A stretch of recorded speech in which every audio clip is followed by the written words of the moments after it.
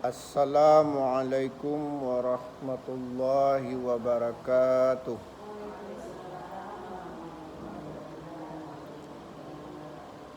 Alhamdulillahi rabbil alamin.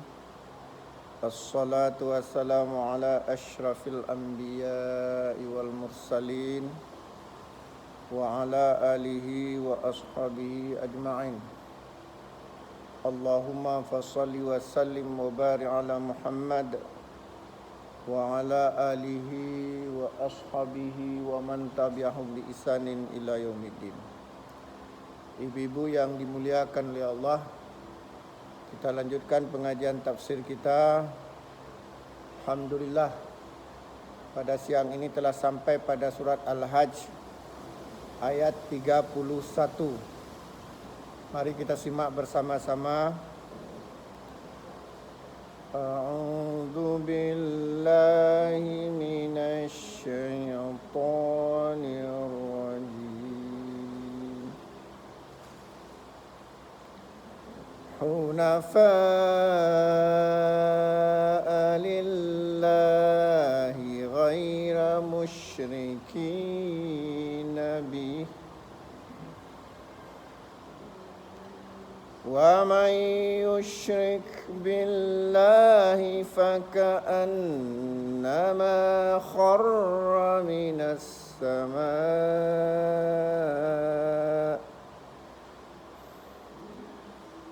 فَتَخْطَفُهُ الطَّيْرُ أَوْ تَهْوِي بِهِ الرِّيحُ فِي مَكَانٍ سَحِيقٍ. ذَلِكَ وَمَنْ يُعَظِّمْ شَعَائِرَ اللَّهِ فَإِنَّهَا مِنْ تَقْوَى الْقُلُوبِ. Ya. Ibu-ibu yang dimuliakan oleh Allah, Allah berfirman, hunafa. Ini hunafa ini para ahli tafsir sering menghubungkan dengan Nabi Ibrahim. Karena Nabi Ibrahim ini orang yang sangat hanif. Nah, hanif itu apa?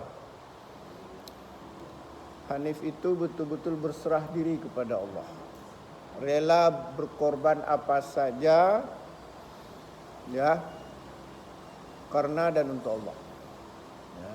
Coba kita lihat Nabi Ibrahim, Masya Allah, rela meninggalkan Siti Hajar dengan Ismail di tempat yang tidak ada orang. Karena dia yakin itu perintah Allah, laksanakan. Tapi kemudian Allah yang menjaganya. Jadi hunafa, hanif. Hanif itu betul-betul memurnikan ketaatan, memurnikan ketauhidan, ya, itu hanif.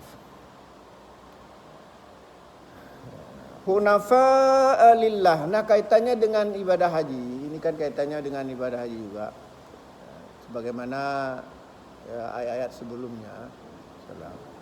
Artinya kita pergi ke haji betul-betul memurnikan ketaatan kepada Allah. Betul-betul mentauhidkan Allah. Artinya di sana betul-betul kita memurnikan ketaatan kepada Allah. Ya, ini aneh kadang-kadang orang pergi ke haji tapi melalui ajaran Hindu, dipersejuk dulu. Akhirnya kayak mana menjadi hunafa, hanif? Seolah-olah kalau enggak melalui ajaran Hindu, enggak sah hajinya, enggak afdal hajinya. Itu apa itu? Kita berhaji memurnikan ketaatan kepada Allah. Kenapa harus melalui adat-adat yang tidak jelas asal-usulnya, itu yang mengandung hal-hal yang bertentangan dengan tauhid. Seolah ya persetujuan itu memberi manfaat dan kemudaratan. Ini mengandung kesyirikan.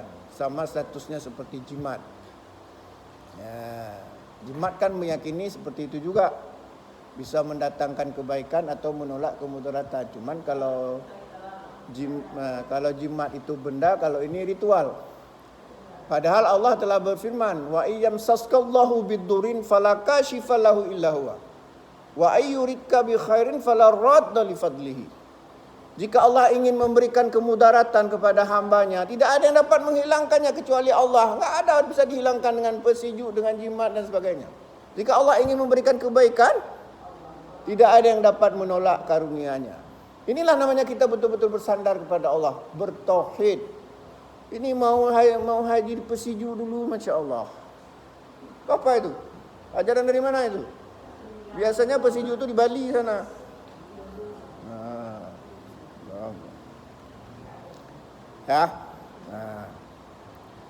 Makanya dikatakan dalam ayat ini, hunafa'a lillahi, betul-betul mengikhlaskan, memurnikan ketaatan kepada Allah. Ghairal musyrikin bihi. Tidak menyekutukan Allah sedikit pun. Hati-hati ya, menyekutukan Allah itu akan binasa kita. Akan binasa. Ya, terima kasih Bu. Ya. Ya.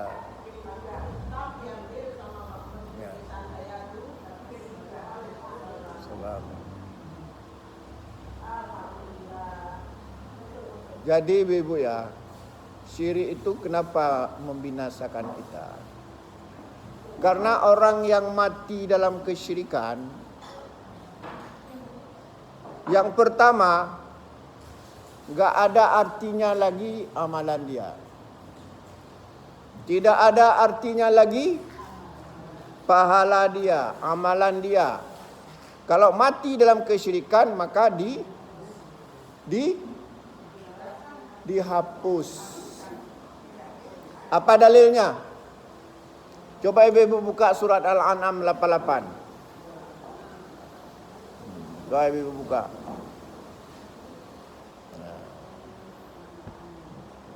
Kenapa saya suruh buka ibu? Biar saya ada waktu untuk minum.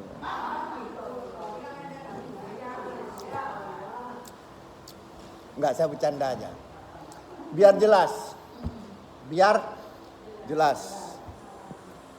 Ibu, ayat-ayat penting seperti ini ditanda, dihafal di rumah. Masa hafal satu surat yang panjang bisa, hafal satu penggal ayat enggak bisa. Menghafal sampai berapa juz bisa. Gimana bunyinya?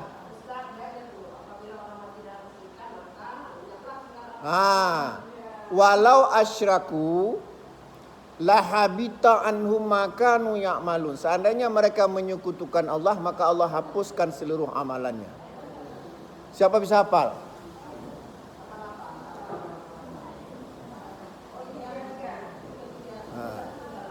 Siapa bisa hafal? Kita coba sama-sama. Walau asyraku lahabita anhum makanu ya'malun. Iya. Al-An'am 88. Al-An'am 88. Jadi walaupun kita ahli ibadah, sangat dermawan, baik sekali, apalagi segala macam, tapi kalau mati dalam kesyirikan, semuanya sia-sia. Inilah yang Nabi gambarkan. Innar rajula, sesungguhnya ada seorang laki-laki. Walaupun hadis ini laki-laki juga termasuk perempuan. Jangan pula kami nggak dipakai-pakai. Innar rajula, sesungguhnya ada seorang laki-laki. La ya'malu ahmalan min ahlil jannah fima yubdulin nas. Dia beramal dengan amalan penduduk surga sebagaimana dilihat oleh orang lain. Tapi kata Rasulullah apa? Wa huwa min ahlin nar. Ternyata dia penghuni. Kenapa? Itu mati dalam Dihapuskan seluruh. Padahal semua orang mengatakan, oh dia itu bukan manusia, itu malaikat. Semua orang mengatakan dia orang baik. Tapi ternyata masuk. Kenapa? Tadi saya bukan nakut-nakutin. Memang harus takut kita.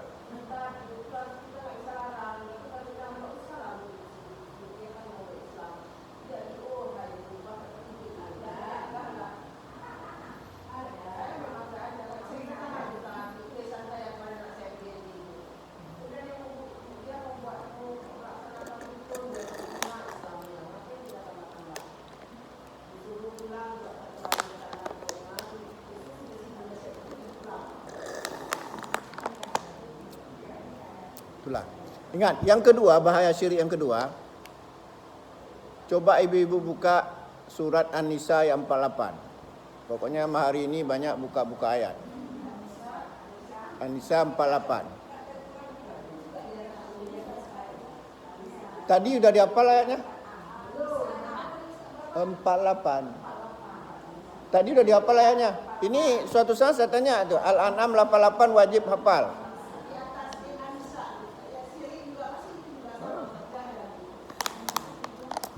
Ya, tapi hafallah, jangan catat-catat aja. 48. Gimana bunyinya?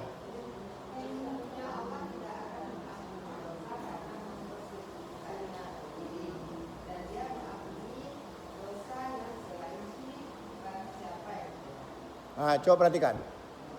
Ini perlu juga karena ada orang salah paham, seolah-olah begini. Kalau udah terlanjur berbuat syirik, nggak diampunkan. Itu salah paham. Maksud ayat ini, sebagaimana dijelaskan dalam kitab-kitab tafsir, itu urusannya di akhirat. Artinya orang yang mati dalam kesyirikan. Tapi kalau di dunia ini sempat bertobat, diterima tobatnya. Makanya Nabi kepada orang yang mau meninggal, Nabi mengajarkan apa?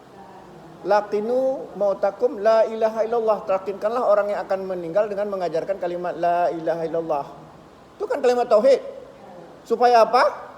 Siapa tahu sebelumnya dia berkecimpung, bergelimang dengan kesyirikan, masih ada waktu untuk bertobat. Makanya juga Nabi mengatakan man mata min ummati la yusyriku bihi syai'a dakhala jannah. Barang siapa dari umatku dia mati dalam keadaan tidak mensyirikatkan Allah sedikit pun, dia pasti masuk surga.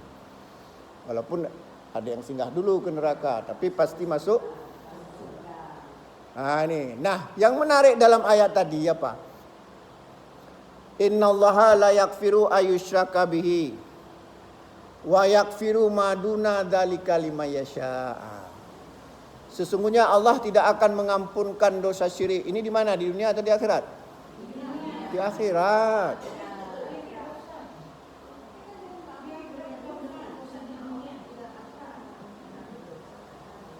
Iya, itu maksudnya orang yang meninggal dalam kesyirikan. Bukan di dunia. Di dunia masih diampunkan. Saya ulang balik. Makanya sebelum pergi ini kita makan dulu, minum dulu. Innallaha la yaghfiru ayyushraka bihi. Sebenarnya Allah tidak akan mengampunkan dosa syirik. Di mana ini? Di akhirat. Artinya kalau kita mati dalam keadaan menyekutukan Allah, Allah tidak akan di mana? Di akhirat. Kalau di dunia kita bisa minta ampun karena masih hidup. Nah, yang menarik dalam ayat tadi kan innallaha la yaghfiru ayyushraka bihi wa yaghfiru ma duna dzalika liman yasha. Sesungguhnya Allah tidak akan mengampunkan dosa syirik, tapi Allah mengampunkan dosa selain syirik bagi siapa yang dikehendakinya. Apa maksudnya ini? Yang penggalan terakhir itu. Bukan, ini nggak ada urusan tobat nih. Ini urusannya di akhirat nih. Coba perhatikan saya jelaskan. Ya, coba perhatikan saya jelaskan. Ada orang mati dalam keadaan berzina. Dia nggak bertobat, mati dalam keadaan berzina. Diampunkan apa enggak? Salah ibu. Bisa diampunkan, bisa tidak. Coba perhatikan ayat tadi. Kan tadi kan, karena berzina itu bukan syirik. Yang sudah jelas tidak diampunkan dosa syirik. Kan tadi. Coba saya ulangi lagi. Innallaha la yaghfiru ayyushraka bihi wa yaghfiru ma duna dzalika liman yasha. Sesungguhnya Allah tidak akan mengampunkan dosa syirik, tapi Allah mengampunkan dosa selain syirik bagi siapa yang dikehendakinya. Sekarang ada orang mati dalam keadaan berzina. Kita jangan klaim nggak diampunkan, karena itu bukan dosa. Bisa diampunkan, bisa tidak. Makanya dalam ujung ayat tadi, bagi siapa yang, artinya tidak semua orang. Kenapa tidak semua orang? Begini, coba perhatikan. Misalnya ada orang berzina. Dia mungkin hanya sekali itu aja berzina. Khilaf dia. Paham ya? Sedang berzina, mati dia. Enggak semua bertobat dia. Dah.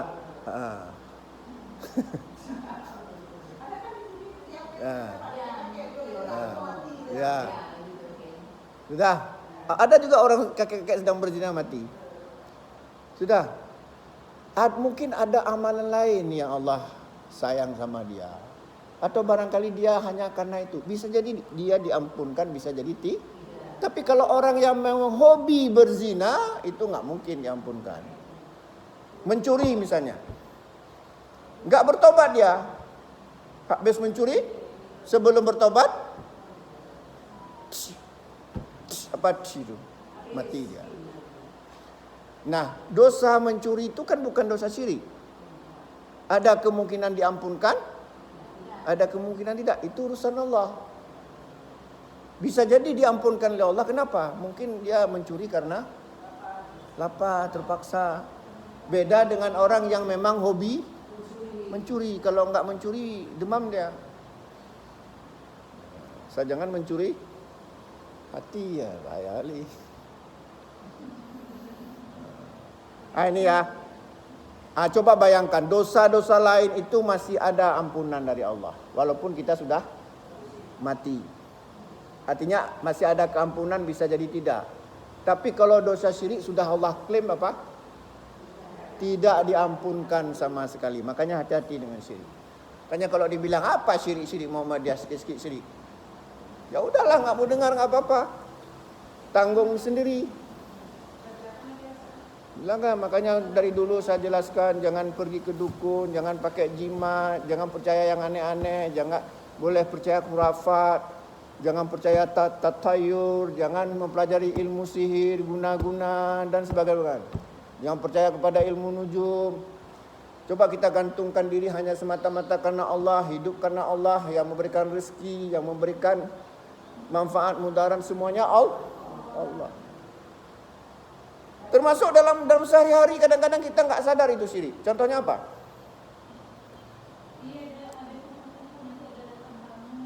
Nah, itu ya juga, itu namanya tatayur. Tapi ada yang kadang-kadang nggak terasa kita. Bukan. Itu ya juga, tapi itu hampir sama. Begini contohnya. Ada masuk maling rumah kita. Kebetulan kita ada anjing. Nanti kita bilang, untung nate. Kita lupa pada Allah yang menyelamatkan kita. Makanya kata Nabi kadang-kadang syirik itu sangat halus.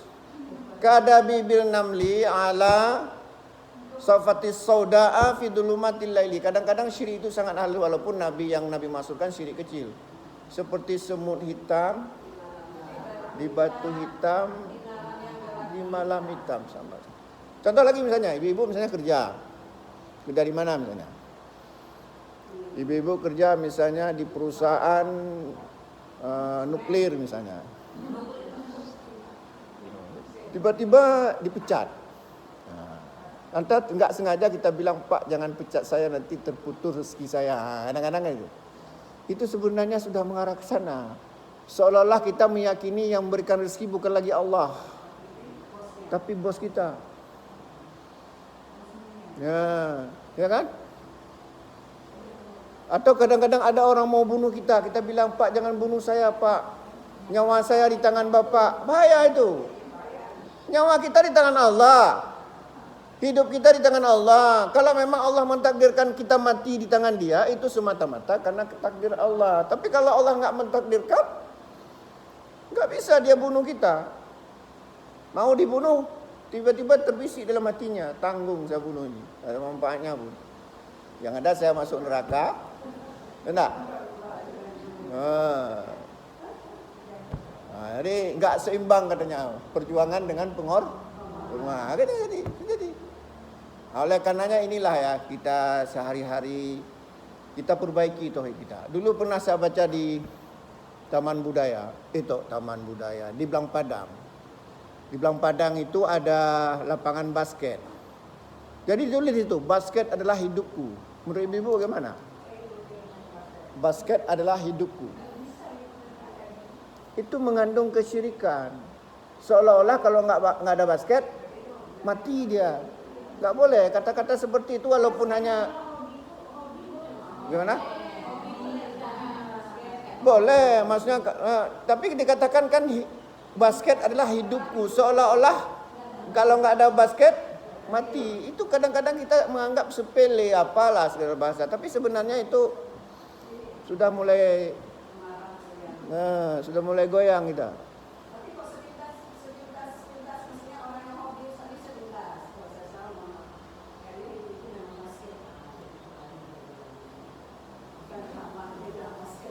Ya kalau hanya ungkapan-ungkapan yang ini maksudnya begini kan, kita kadang-kadang dari hal-hal sepele lama-lama nanti menjadi besar. Kan seringkali kita bilang kan, tanpa kau aku nggak ada artinya hidup ini. Nggak boleh. Ya, nggak boleh. Hampa lain. Jadi seolah-olah kita sudah menyerahkan hidup mati kita di tangan makhluk. Di tangan basket, di tangan suami, di tangan istri, di tangan macam-macam. Memang kelihatannya sepele kan, hal biasa. Tapi sebenarnya itu hal-hal yang bisa mengarah ke kiri tadi. Ya.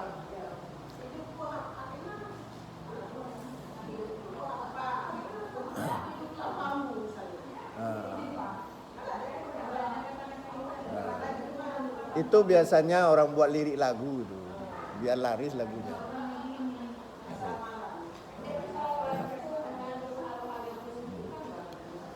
Ya kalau hal-hal yang positif bagus. Itu namanya dalam Islam itu tafaul. Kenapa Nabi menyuruh kita memberi nama anak kita yang baik-baik, walaupun apalah arti sebuah nama, nggak ada pengaruh apa-apa. Cuman tafaul itu memberikan rasa senang, optimisme. Coba misalnya nama kita misalnya kan, ya nama kita misalnya nama apa misalnya, Mujahadah misalnya. Oh nama saya Mujahadah, berarti saya harus daripada siapa nama kamu Jahannama, kan nggak ada selera hidup kita. Padahal apalah arti sebuah nama, tapi itu nama itu walaupun nggak ada pengaruh apa-apa. Kalau orangnya baik, walaupun namanya Jahannam tetap masuk surga. Walaupun misalnya orangnya namanya Firdaus, tapi kalau dia jahat tetap masuk. Tapi kata Nabi itu tafaul. Betul. Ya betul, hadisnya sahih.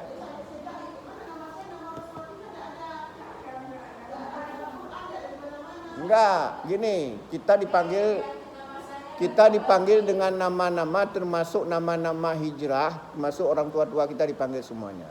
Makanya kenapa Nabi mengatakan ya nama yang paling bagus itu adalah khairul asma adalah Abdullah atau Abdurrahman. Nah, coba kalau dipanggil nanti kan Abdurrahman dipanggil di akhirat. Daripada dipanggil orang cumbo. Walaupun sebenarnya nggak masalah. Cuma kan nanti kita kan bangga di akhirat dipanggil nama dengan nama Abdurrahman, hambanya yang Ar-Rahman, yang Rahman. Abdullah. Kadang-kadang kita salah kaprah, apa? Ada pula nama orang Abdul Manaf misalnya. Nah, itu salah. Iya. Kenapa salah? Enggak boleh nama Abdul Manaf. Kenapa? Manaf itu berhala artinya. Mana, Lata, Uzza. Orang-orang zaman dulu kan menyembah berhala. Hah? Benar? Itulah Manaf itu sebenarnya nama berhala. Kenapa orang zaman dulu di masa Quraisy dulu, masa-masa dulu sebelum itu memang mereka menyembah berhala yang ada di Ka'bah. Sehingga kasih nama Abdul Manaf. Itu kan ketika belum datang Islam. Ayah Nabi siapa namanya? Abdullah, baik. Kakek Nabi? Kakeknya lagi? Qusay. Baru kemudian Abdul Manaf. Itu kan sebelum Islam. Namanya Abdul Manaf. Jadi sekarang kita nggak boleh kasih nama Abdul Manaf. Itulah karena dipikir itu indatu Nabi. Karena dipikir ada hubungannya dengan Nabi, kasih nama lah. Kayak ini maaf kita bilang kan, almarhum Pak Qusay. Itu kan bagus nama. Tapi kalau udah namanya Pak Qusay almarhum itu kan nama kakek Nabi, bagus. Tapi kalau Abdul Manaf itu udah nggak cocok. Kenapa? Manaf itu artinya berhala. Nabi melarang memberi nama Allah. Makanya nggak boleh Rahman, nggak boleh. Boleh Abdur Rahman. Rahim nggak boleh, tapi Abdur Rahim. Makanya harus ada Abdul. Apa artinya Abdul? Hamba. Nggak boleh dengan nama Allah Rahman misalnya, nggak boleh. Rahim, tapi Abdur. Biasanya kalau Rahman itu memang ada Ar-Rahman. Cuma A-nya nggak dipanggil lagi. Seperti ada kawan saya di Batu Hitam namanya Abdur Rahim. Dipanggil nggak lagi Abdur Rahim, Acu Ahim. Acu itu artinya abang ya. Rahim dipanggil. Acu Ahim. Padahal itu Rahim itu nama Allah, sifat Allah, nama dan sifat Allah. Amat boleh. Nah, uniknya orang Aceh. Uniknya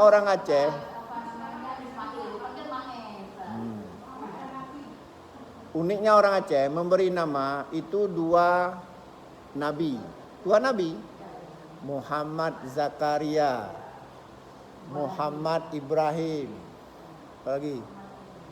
Muhammad Yunus, Muhammad Isa. Hebatnya orang Aceh.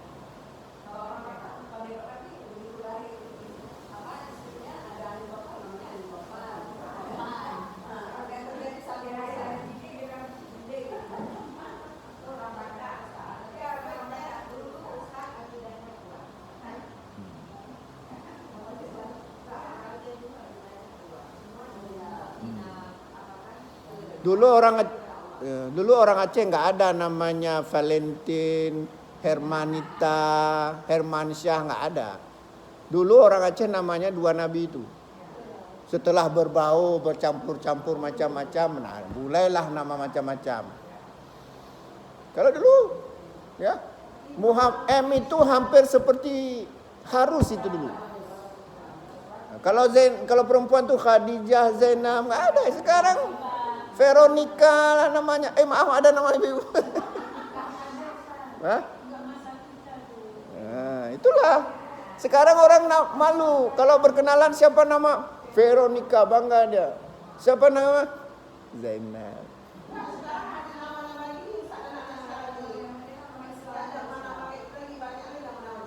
Ini mungkin udah berubah ya.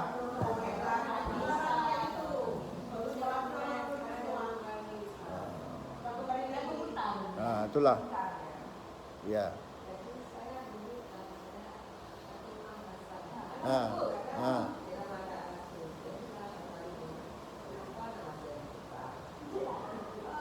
Sekarang siapa namanya?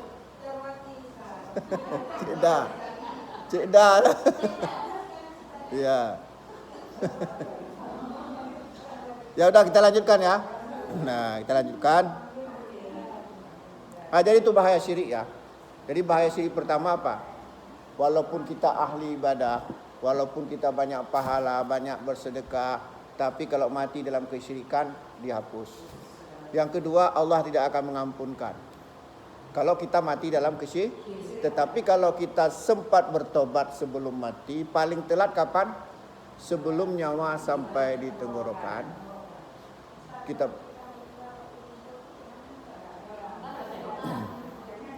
begini, kita meninggal itu boleh dalam berbagai keadaan. Tapi yang menjadi ukuran bagi Allah adalah sebelum kita meninggal. Kita meninggal dalam keadaan tidur. Ketika kita waktu terjaga kan kita tidak berbuat maksiat. Ya kan? Ya enggak apa-apa. Jadi meninggal seseorang itu ada yang kadang-kadang dia sadar akan meninggal. Ada yang kadang-kadang tidak sadar seperti tidur. Makanya kan doa kita waktu tidur apa? Kan? Bismikallahumma. Apa artinya? Itu kan. Dengan nama Allah, dengan Engkau ya Allah, aku hidup. Jadi tidur itu sebenarnya juga dianggap mati. Tapi bukan mati hakiki, mati majasi. Mati majasi itu apa? Majas saja, seolah-olah seperti mati. Kalau hakiki itu sesungguhnya. Kadang-kadang ada juga orang yang tidur nggak bangun-bangun lagi. Kenapa? Mungkin sesak napas. Nah, ketika kita sesak napas, dalam kita terbawa mimpi. Kadang-kadang seperti kita disumpel mulut sama orang. Padahal itu nggak ada. Itu hanya terbawa kita saja. Halusinasi mimpi kita saja. Makanya dibilangkan digenton oleh setan. Bukan. Itu karena kita sesak napas. Kebetulan sesak napasnya ketika tidur. Bantah kali. Sikit bantah. Lanjut. Dah. Itu ya. Apa tadi? Bahaya syirik lah. Kemudian ada satu bahaya syirik lagi. Ya.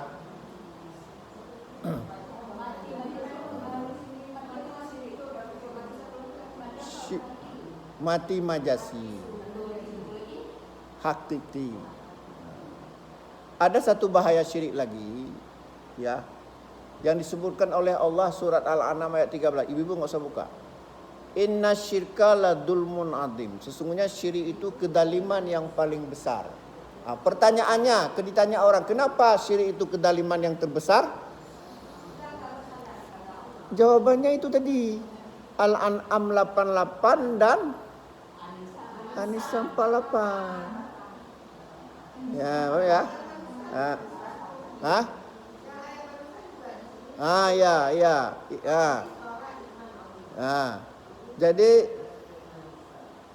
Jadi apa tadi? Kemudian lagi bahaya syirik yang berapa tadi? Yang keempat, coba ibu-ibu buka surah Al-Maidah ayat 72. Al-Maidah ayat 72.